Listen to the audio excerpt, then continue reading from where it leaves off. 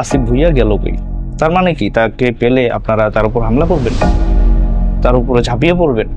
এগুলোই তো বোঝাচ্ছেন, তাই তো? আপনারা এত অকৃতজ্ঞ কিভাবে হতে পারেন? আসসালামু আলাইকুম রহমতুল্লাহ, স্বাগত জানাচ্ছি আজকের এই নতুন ভিডিওতে। প্রিয় দর্শক, ভিডিওটি দেখে অত্যন্ত খারাপ লাগছিল যে মানুষ এতটা অকৃতজ্ঞ কিভাবে হতে পারে। এ বিষয়ে আজকে আলোচনা করব। তার আগে আমরা ভিডিওটি দেখে আসি।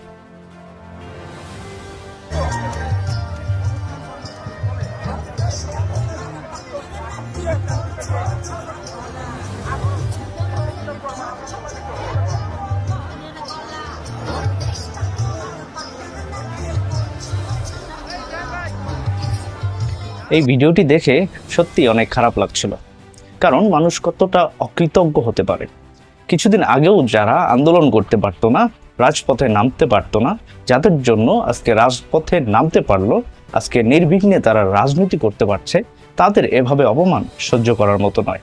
ঘটনাটি ঘটেছে বিএনপি নেতা ইশরাক হোসেনকে ঢাকা দক্ষিণ সিটি কর্পোরেশনের মেয়র হিসেবে তার যে শপথ পড়ানোর একটি দাবি তুলেছে, সেই দাবিকে কেন্দ্র করেই কিন্তু আজকের এই অপ্রীতিকর ঘটনাটি ঘটেছে। নগর ভবনের সামনে ব্লকড কর্মসূচির মাধ্যমে তারা যেমন রাস্তা আটকে দিয়ে জনভোগান্তির সৃষ্টি করছে, তার কুশপুত্তলিকায় জুতার মালা দিয়ে তারা এই বিক্ষোভ কর্মসূচি পালন করছে, তাদের দাবি আদায়ের চেষ্টা করছে। আমার বুঝে আসে না যে শেখ হাসিনার আমলে এই নির্বাচনটি সংগঠিত হয়, নির্বাচন যদি অবৈধ হয় তাহলে তিনি কিভাবে বৈধ মেয়র দাবি করছেন?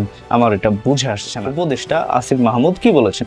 তিনি বলেছেন তার শপথ নিয়ে কিছু আইনি জটিলতা রয়েছে, সেগুলো সমাধান করে তারপরে সিদ্ধান্ত নিতে হবে এবং বিক্ষোভকারীকে ধৈর্য ধরার আহ্বান জানিয়েছেন। প্রিয় দর্শক মণ্ডলী, অতি উৎসাহী কিছু মানুষজন, কিছু তাদের দলীয় নেতাকর্মীরা কি ধরনের স্লোগান দিচ্ছেন, চলুন সেটি আমরা দেখি।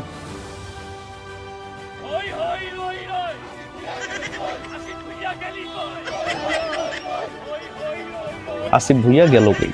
তার মানে কি তাকে পেলে আপনারা তার উপর হামলা করবেন, তার উপরে ঝাঁপিয়ে পড়বেন? এগুলোই তো বোঝাচ্ছেন, তাই তো? আপনারা এত অকৃতজ্ঞ কিভাবে হতে পারেন? যাদের জন্য আজকে নির্বিঘ্নে আপনারা রাজনীতি করছেন, আন্দোলন মিছিল মিটিং করতে পারছেন, তাদের এভাবে অপমান, এগুলো কিন্তু একদমই বেমানান। সাধারণ মানুষ থেকে শুরু করে নেটিজেনদের মধ্যে দেখেন, মানুষ পোস্ট করছে, ভিডিও করার মাধ্যমে তারা প্রতিবাদ করছে। তারা কি বলছে? তারা এটাই বলছে যে আপনারা অকৃতজ্ঞ, ক্ষমতার লোভে অন্ধ হয়ে গেছেন। কারণ কিছুদিন আগেও আপনারা রাস্তায় আন্দোলন করতে পারতেন না। জুলাইয়ের যে বিপ্লব হয়েছিল, সেখানে তো অত্যন্ত গুরুত্বপূর্ণ ভূমিকা রেখেছিল এই আসিফ মাহমুদ। এই উপদেষ্টা আসিফ মাহমুদকে নিয়ে এই ধরনের ব্যঙ্গাত্মক কর্মসূচি, তাকে জুতার মালা পরাতে হবে, তার নামে উগ্র স্লোগান দিতে হবে, আসলে এগুলোর মাধ্যমে আপনারা কি প্রকাশ করতে চাচ্ছেন, কি বোঝাতে চাচ্ছেন? এই উগ্র স্লোগানগুলো মানুষ শুনে তারা কি মনে করছে?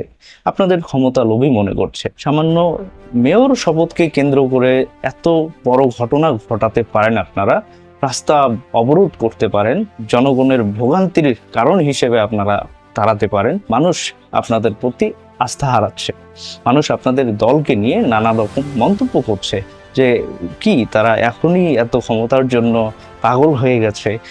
আসলে আমি একটি কথা বলতে চাই, সেটি হলো ইশরাক হোসেন, যার একটি শক্ত ব্যাকগ্রাউন্ড রয়েছেন, তিনি তো লড়াই করবেন এমপি কিংবা মন্ত্রী হওয়ার জন্য, তার সেই শক্ত ব্যাকগ্রাউন্ড আছে। সামান্য মেয়র হওয়ার জন্য এত কিছু করে যাচ্ছেন। যে ফেসবুকে তিনি যে পোস্ট করেছেন তাতে স্পষ্ট তার অবশ্যই এখানে হাত রয়েছে। তিনি ইন্ধন দিয়েছেন এই আন্দোলনের। আপনারা দেখলেন উপদেষ্টা আসিফ মাহমুদ, তাকে নিয়ে যে কর্মকাণ্ডগুলো করছে বিএনপির সমর্থকেরা, এগুলো নিয়ে আপনার মন্তব্য কি অবশ্যই কমেন্ট করে জানাবেন এবং ভিডিওটি বেশি বেশি শেয়ার করবেন। ধন্যবাদ সকলকে ভিডিওটি দেখার জন্য। আসসালামু আলাইকুম ওয়া রাহমাতুল্লাহি